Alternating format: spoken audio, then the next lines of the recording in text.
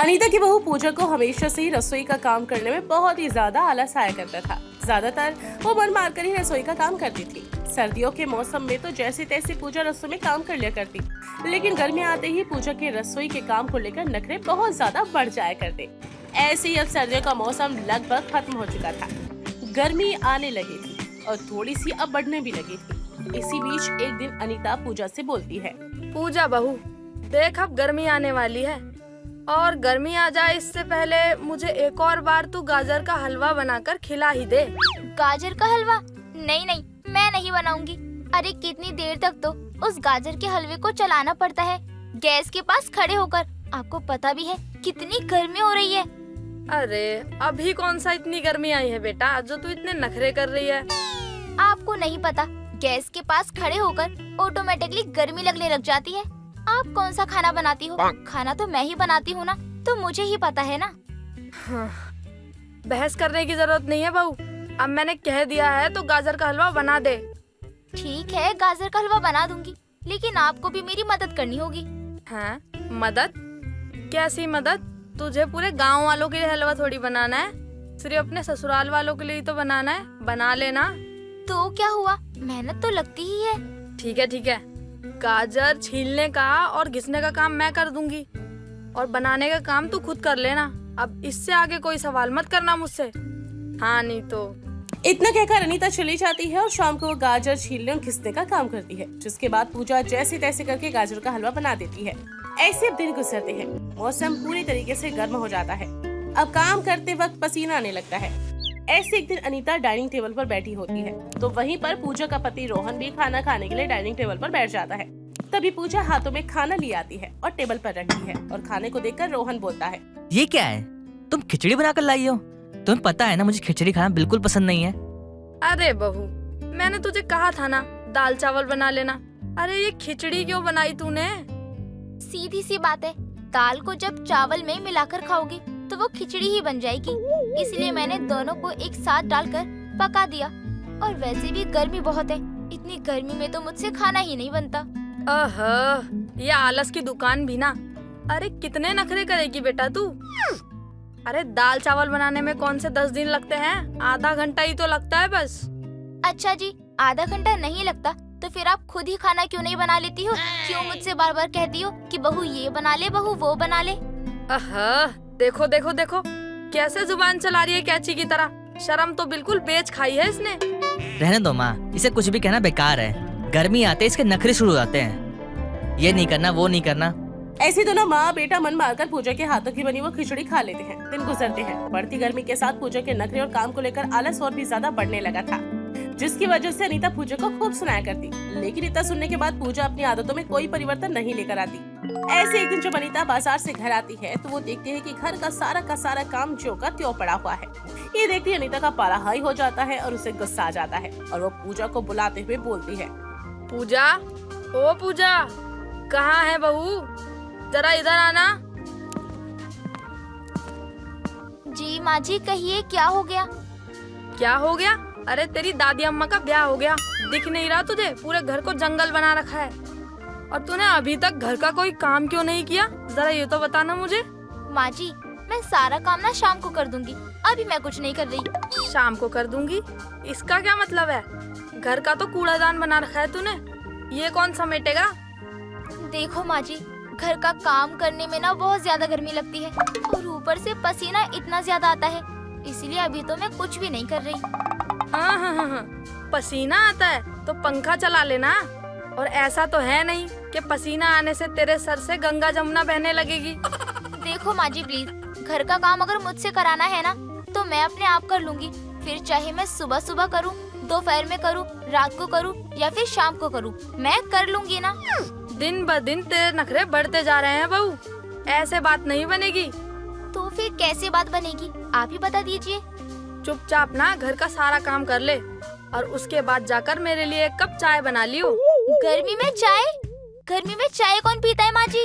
मैं पीती हूँ और बहुत से लोग भी पीते हैं, और चाय बनाने में कोई जीएसटी नहीं लग रही है जो तुझे चाय नहीं बनानी। बस पूछो मत माँ जी, गर्मी आते ही मेरे तो हर काम पर जीएसटी लग जाती है। मेरा बस चले तो गर्मी में बस एसी चलाकर आराम से बैठी रहूं, और कुछ भी ना करूं। हाँ हाँ, जैसे अंबानी तो तेरा सौतेला बाप लग रहा है जो आके बिल भरेगा। माँ जी, आप मेरे माता पिता के बारे में क्यों बोल रही हैं? हाँ बेटा, मैं ये बोलना तो नहीं चाहती थी, पर तू अपने माँ बाप पर गई है ना, इसलिए मुझे बोलना पड़ता है। जब मैंने बोल दिया ना कि कर दूंगी काम, फिर क्यों बहस कर रही हैं आप मुझसे? अरे चुपचाप काम कर, अपने नखरे दिखाना बंद कर। जब देखो ये नहीं करना वो नहीं करना।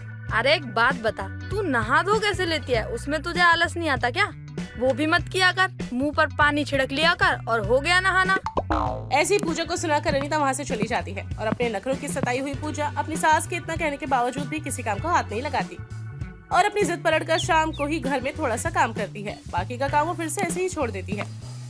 दिन गुजरते चले जाते हैं। बढ़ती गर्मी और अपनी बहू के नखरे देख देख कर अनीता तो अब बहुत ही ज्यादा गुस्सा करने लगी थी, पर पूजा को उसे तो इससे कोई लेना देना नहीं था। वो वही करती जो उसका दिल करता। ऐसे ही दिन बीतते हैं। एक दिन अनीता रसोई में एक बड़े से पतीले में चावल पका रही होती है। वहाँ पर पूजा आ जाती है और बोलती है, ये आप क्या कर रही हैं माँ जी? हफ्ते भर के चावल एक साथ बनाकर रख रही हैं क्या? अरे बहू चुप कर, भगवान ने शक्ल अच्छी नहीं दी है तो बात तो अच्छी किया कर। और बात रही इन चावलों की, तो ये मैं हफ्ते के खाने के लिए जुगाड़ नहीं कर रही हूँ। इन चावलों से पापड़ बनाने हैं और तू भी मेरे साथ करेगी ये। आप पागल वागल हो गई हैं क्या माँ जी? इतनी धूप में छत पर बैठकर पापड़ कौन बनाता है भला? अरे पापड़ ही खाने हैं तो रेडीमेड पापड़ खा लो ना, ये बनाने की क्या जरूरत है? अरे जितने में तू रेडीमेड पापड़ लेकर आएगी ना, उतने में तो मैं 10 किलो पापड़ बना दूंगी। इतनी मेहनत करने की जरूरत ही क्या है? थोड़े बहुत पैसे खर्च भी कर लिया करो माँ जी। मैंने कह दिया ना, आज हम दोनों मिलकर पापड़ बनाएंगे, मतलब हम पापड़ बनाएंगे। और अगर तूने ना नुकुर की ना, तो पापड़ का तो पता नहीं, पर तेरे मुंह पे थापड़ जरूर पड़ जाएगा। मेरे बस की नहीं है धूप में बैठकर इतनी मेहनत करना। आपको बनाने हैं तो बना लो, आप बना सकती हो, पर मुझसे मत कहिए। शर्म नहीं आती है क्या? हर काम में बस ना ही बोलती है, कभी हाँ भी कर दिया कर किसी काम को। क्यों बोलूं मैं हाँ? जब मुझे कुछ करना ही नहीं है तो पापड़ आपको खाने हैं, ना कि मुझे खाने हैं। तो आप ही बनाओ ना, मुझे ना तो आपके पापड़ खाने हैं और ना ही आपके साथ पापड़ बनवाने हैं। इतना बोलकर पूजा गुस्से में धमकती हुई रसोई में से अपने कमरे में जाती है। बेचारी अनीता अकेले ही धूप में बैठकर चावल के पापड़ बनाती है।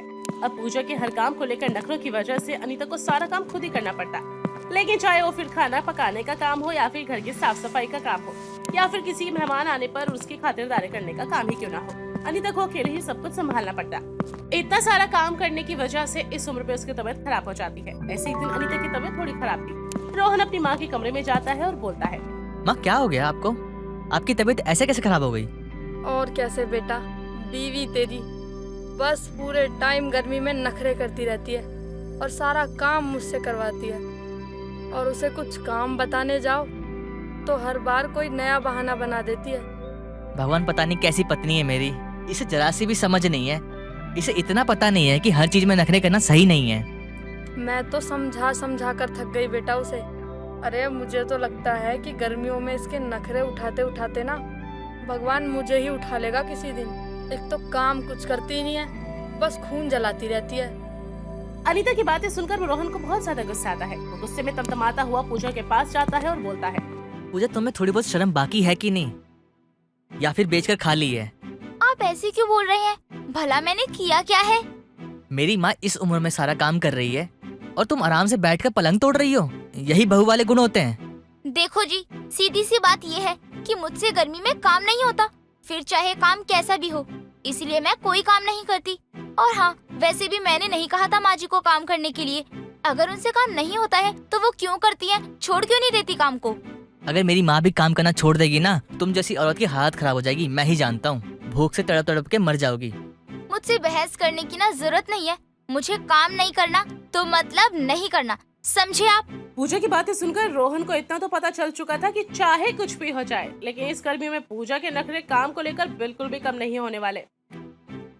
इसलिए रोहन अपनी माँ के साथ पूजा को लाइन पर लाने के लिए एक तरकीब बनाता है। अगले ही दिन जब अनीता रोज की तरह काम करना बिल्कुल बंद कर देती है और रोहन भी काम पर जाना छोड़ देता है और घर पर अकेले रहना ही शुरू कर देता है।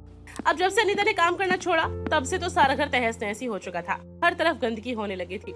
रोहन के काम छोड़ देने की वजह से आर्थिक ढांचा भी बिगड़ने लगा था। एक दिन पूजा अलमारी में से कपड़े निकालती है और देखती है कि उसकी अलमारी में कोई साड़ी ही नहीं है और वो खुद से बोलती है, हे भगवान, मेरी अलमारी में कोई साड़ी ही नहीं है।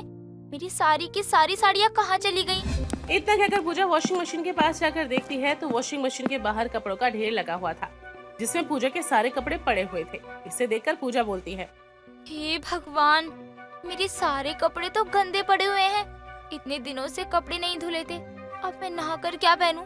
समझ ही नहीं आ रहा। सारी साड़ियाँ, सारे नाइट सूट, सब कुछ गंदा पड़ा हुआ है। पूजा इतनी बोल ही रही थी कि उसको भूख लगने लगती है और रसोई में जाती है तो देखती है कि राशन के डब्बे में राशन बिल्कुल ही नाम मात्र का बचा है। फ्रिज खोलती है तो फ्रिज में दूध, सब्जी, फल कुछ नहीं होता। ये सब कुछ देखकर पूजा का सर चकराने लगता है और वो खुद से बोलती है, ये सब क्या हो रहा है? ये घर है या फिर कोई जंगल जहाँ पर सुख सुविधा की कोई चीज ही नहीं है। पूजा के इतने बोलते ही घर की बिजली भी कट जाती है और गर्मी के मारे पूजा का बुरा हाल होने लगता है। तो ये पूजा को अनीता के कमरे में पंखा चलने की आवाज आती है। पूजा जल्दी से अपनी सास के कमरे में जाती है और बोलती है, ये सब कुछ क्या है? आप यहाँ आराम से पंखा चलाकर सो रही हैं और वहाँ पूरे घर में बिजली चली गई है। तो इसमें मैं क्या करूं? और तू मेरे कमरे में क्या कर रही है? चल भाग यहाँ से। मेरे कमरे में और पूरे घर में लाइट नहीं आ रही। मैं यहाँ पंखे की हवा लेने आई हूँ। कुछ भी हो बेटा, ये कमरा मेरा है और इस कमरे का पंखा भी मेरा है, तो इस पंखे की हवा भी सिर्फ मैं ही लूंगी। अनीता इतना बोल ही रही थी कि तभी वहाँ पर हाथों में ठंडी ठंडी कोल्ड ड्रिंक और कुछ खाने की चीज लिए हुए रोहन आ जाता है। पूजा के सामने ही रोहन और अनीता उसे चिढ़ाते हुए ठंडी कोल्ड ड्रिंक और खाने की चीजें का मजा लेने लगते हैं और पूजा गुस्से में तमतमाते हुए बोलती है, आखिर आप दोनों साबित क्या करना चाहते हैं ये सब कुछ करके? और आप माँ जी, आप घर का काम क्यों नहीं कर रही हैं? और रोहन जी, आप काम पर क्यों नहीं जा रहे हैं? आपको पता भी है घर की बिजली कट गई है, रसोई में राशन नहीं है, धोने वाले कपड़ों का बड़ा ढेर लगा हुआ है और घर की क्या हालत हो गई है, आप लोगों को कुछ पता भी है? तो इसमें हम क्या करें? अगर गर्मी में तू नखरे कर सकती है तो हम भी कर सकते हैं, और जैसा तुम हमारे साथ करोगी हम भी तो वैसा ही करेंगे ना तुम्हारे साथ। बात समझ में आई पूजा? या फिर गर्मी में अभी भी नखरे ही करोगी और काम नहीं? अब पूजा को समझ में आ जाता है कि ये सारा माजरा उसकी अकल ठिकाने लगाने के लिए ही था, यानी कि उसको उसकी गलती का एहसास दिलाने के लिए। अब पूजा गर्मी में नखरे ना करे, इसलिए वो अपनी बहू होने की जिम्मेदारी अच्छे से निभाती है और जिंदगी पहले की तरह खुशहाली से भर जाती है।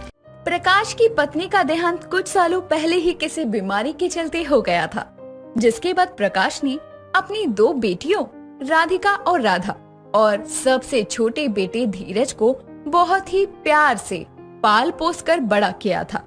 कुछ समय बाद में राधिका और राधा के लिए 2 अलग अलग घरों का रिश्ता आता है, जिसके बारे में प्रकाश अपनी दोनों बेटियों से बात करते हुए कहता है, मेरे बच्चों, आज तक हमने अपने घर में जो भी फैसला लिया है सबने मिलकर लिया है, इसलिए मैं चाहता हूँ कि यह फैसला भी हम सब लोग मिलकर लें।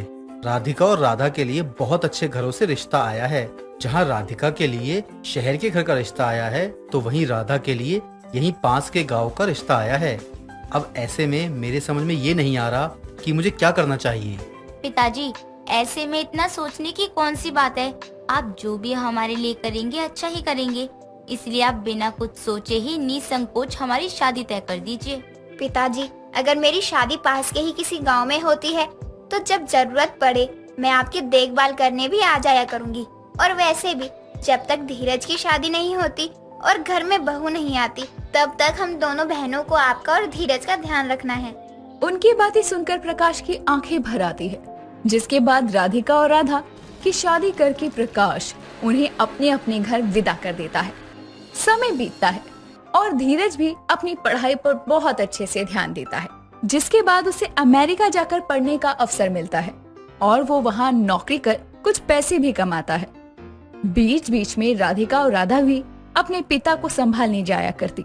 दिन गुजरते हैं और एक दिन प्रकाश कॉल करके अपनी दोनों बेटियों को बताता है, मेरी बच्चियों, धीरज को एक विदेशी लड़की पसंद है और धीरज उस विदेशी लड़की से शादी करके उसे अपने गांव लेकर आ रहा है।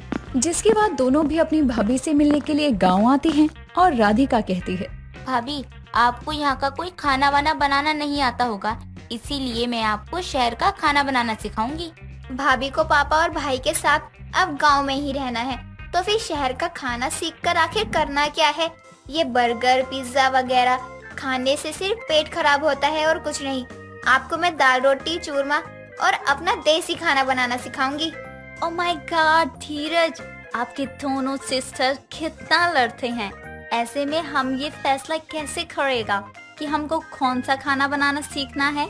मारिया को परेशान देखकर धीरज भी परेशान हो जाता है। इसके बाद धीरज कुछ सोचकर एक फैसला सुनाता है। अब तो एक ही तरीका है जिससे हम ये पता लगा सकते हैं कि मारिया राधा दीदी से गांव का देसी खाना बनाना सीखेगी या फिर राधिका दीदी से शहर का खाना बनाना। क्या? कल हम लोग ने एक प्रतियोगिता रखेंगे और उसमें आप दोनों को खाना बनाना है। राधा दीदी आप खाना बनाएंगी अपने गांव के स्टाइल में और राधिका दीदी आप शहर के स्टाइल में, और जिसका खाना सबसे बेस्ट होगा मारिया वही खाना बनाना सीखेगी। सबको धीरज की बात बहुत अच्छी लगती है। जिसके बाद राधा और राधिका रसोई में जाती हैं और खाना बनाने की खूब प्रैक्टिस करती हैं। वो खाना बनाने का सारा जरूरी सामान लाकर भी रसोई में रख देती हैं। दिन गुजरता है और राधा राधिका दोनों को नींद नहीं आती, क्योंकि दोनों को अपनी नई नवेली भाभी की नजर में खुद को सही और अच्छा साबित करना था। जिसके बाद राधा करवटें बदलते हुए कहती है, कुछ भी हो जाए, जीतेगा तो गांव का ही खाना। वहीं दूसरी तरफ राधिका भी कल होने वाली प्रतियोगिता को लेकर बेचैन थी और वो अपने आप से कहती है, कुछ भी हो जाए, आखिर सबको पसंद तो शहर का खाना ही आता है। देखना, शहर का खाना ही जीतेगा। जिसके बाद अगले दिन प्रकाश, धीरज और मारिया तीनों रसोई के सामने चारपाई डालकर बैठ जाते हैं और वहीं राधिका और राधा अपना अपना खाना बनाना शुरू करते हैं। जहां राधा गांव का देसी खाना जैसे कि दाल, चावल, रोटी, सूखी सब्जी, खीर बना रही थी, वहीं राधिका शहर का खाना, पास्ता, फ्राइड राइस और भी बहुत कुछ बनाती है। प्रतियोगिता खत्म होती है। दोनों ही खाना बना चुके थे, लेकिन सब थक गए थे, इसीलिए आधे घंटे बाद ही खाना खाएंगे ये फैसला होता है और सब लोग इधर उधर सुस्ताने के लिए चले जाते हैं। जिसके बाद राधिका मौका पाकर राधा के खाने के पास आती है और कहती है, मैंने इतने सालों से गांव का खाना नहीं खाया है। मैं जानती हूँ कि गांव के खाने का कोई मुकाबला नहीं है। वो तो मुझे मेरी भाभी के आगे नंबर बनाने थे, इसलिए मैंने ये सब कहा। जानती हूँ कि राधा का खाना जीत जाएगा, इसलिए मुझे इसमें मिलावट करनी ही होगी। राधिका ये बोलकर राधा के खाने में बहुत सारी लाल मिर्च, नमक और चीनी इत्यादि मिला देती है और चैन की सांस लेकर रसोई से बाहर निकल जाती है। वहीं दूसरी तरफ राधा के दिल में भी यही डर सता रहा था। वो भी राधिका के खाने के पास कुछ देर बाद आती है और रसोई में खड़ी होकर खुद से कहती है, गांव जितना भी तरक्की कर ले, शहर का मुकाबला नहीं कर सकता। और मैं जानती हूँ कि आजकल गांव का खाना गाना किसी को भी पसंद नहीं आता है। हर कोई शहर के खाने की तरफ ही भागता है, इसलिए मारिया को भी शहर का ही खाना पसंद आएगा। और वो तो वैसे भी अंग्रेजन है, इसलिए मुझे राधिका के खाने में मिलावट करनी ही होगी। राधा ये बोलकर राधिका के खाने में नमक, चीनी और लाल मिर्च मिला देती है और रसोई से चली जाती है। कुछ देर बाद सब लोग खाना खाने बैठ जाते हैं और मारिया को ये सारा खाना चक्कर बताना था। सारा खाना उसके आगे परोसा जाता है और वो सबसे पहले राधिका का शहर का खाना फ्राइड राइस खाती है, जिसे खाते ही उसकी आंखों से आंसू आने लगते हैं और धीरज कहता है, क्या हो गया मारिया, तुम इतनी परेशान क्यों लग रही हो और तुम्हारी आंखों में आंसू क्यों आ रहे हैं? अब मैं धीरज को कैसे बताएगा कि राधिका दीदी ने इसमें इतनी मिर्ची डाले हैं जितने मैंने अपनी लाइफ में नहीं खाए हैं। ये बात से राधिका दीदी का दिल टूट जाएंगे। नहीं धीरज जी, इसको खा के मुझे मेरा मॉम का याद आ गई। मेरी मॉम भी बहुत हर्ट थी, बिल्कुल इस फ्राइड राइस की तरह, इसलिए मेरी आंख भर आए। मारिया को किसी तरह लाल मिर्च वाले फ्राइड राइस खाते देखकर राधा को बहुत बुरा लगता है और वो अपने मन में कहती है, इन फ्राइड राइस में तो मैंने बहुत ज्यादा मिर्ची मिलाई थी। मैं ये भूल गई थी कि फ्राइड राइस मारिया को खाने पड़ेंगे। वो बेचारी राधिका का दिल रखने के लिए इतनी मिर्ची वाले फ्राइड राइस खा रही है। इससे अच्छी लड़की धीरज को कहाँ मिलेगी। फ्राइड राइस खाने के बाद में जब मारिया को मिर्ची लगती है तो फिर वो राधा की स्वीट डिश यानी खीर खाने का मन बनाती है। उसके बाद जैसे ही वो खीर की कटोरी और चम्मच उठाकर खीर को चखती है तो उसका बुरा सा मुंह बन जाता है और राधिका अपने मन में कहती है, हाय राम जी, अब तो लगता है मेरी पोल खुल ही जाएगी। मारिया उस खीर को खाकर उसकी तारीफ करते हुए कहती है, वाओ, ये तो बहुत अच्छा बना है। इस सॉल्टी, मेरा मतलब इस स्वीट खीर को खाकर मेरा दिल बागबान हो गया। राधिका ये बात सुनकर अपने मन में कहती है, या तो ये सस्ते नशे करती है या फिर राधा का दिल रखने के लिए झूठ बोल रही है। इस खीर में तो मैंने अपने हाथों से नमक डाला था, ये कैसे अच्छी लग सकती है। राधिका सच का पता लगाने के लिए खुद उस खीर को मारिया से लेने लगती है, लेकिन मारिया उस खीर की कटोरी को ना देकर खुद खीर को जल्दी से पी जाती है। जिसके बाद मारिया से वो स्वाद सहन नहीं होता और मारिया को उल्टियां होने लगती है। ये सब कुछ देखकर राधा राधिका को अपनी अपनी गलती का एहसास होता है कि आखिर उन्होंने शहर और गांव के खाने की प्रतियोगिता की वजह से मारिया की तबीयत के साथ खिलवाड़ किया। मारिया का इलाज करवाया जाता है, जिससे मारिया को अब अच्छा महसूस होता है। जिसके बाद राधा और राधिका मारिया से माफी मांगते हैं। माफ कर दो, मैंने राधिका के खाने के साथ मिलावट की थी, जिस वजह से वे खाना तुम्हें खाना पड़ा और आज तुम बीमार हो गई। मुझे भी माफ कर दो मारिया। मुझे लगा था राधा का खाना तुमको ज्यादा पसंद आएगा, इसलिए मैंने भी राधा के खाने में मिलावट की थी। लेकिन तुमने हम दोनों का ही दिल रखा और मन रखने के लिए दोनों के खाने की तारीफ करी और वह घटिया खाना भी खाया। इसी को तो फैमिली कहते हैंगे, और एक फैमिली में तो मिलकर रहते हैं ना सब। ये मुझे मेरी फ्रेंच मॉम ने सिखाया था। और रही शहर का और गांव का खाना सीखने की बात, तो आप दोनों ने ही मुझे गांव और शहर का दोनों का खाना खिला दो। मेरा मतलब है सिखा दो, और आप दोनों को विदेश खाना बनाना मैं सिखाएगी।